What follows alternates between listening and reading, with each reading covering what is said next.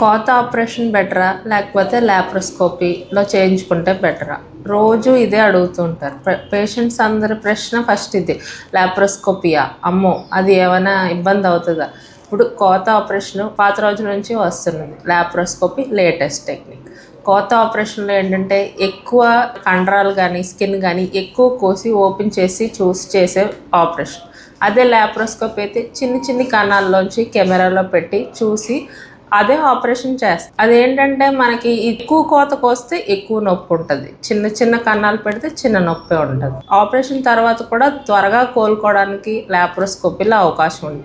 Laparoscopy అంటే అదేదో current operation, అది అందులో పూర్తిగా సరిగ్గా చేయరు, సగం సగమే చేస్తారు, ఇవన్నీ అపోహలు. లాప్రోస్కోపీలో ఇప్పుడు క్యాన్సర్స్ కూడా లాప్రోస్కోపీలోనే చేస్తున్నారు, కంప్లీట్గా క్యూర్ కూడా అవుతున్నాయి.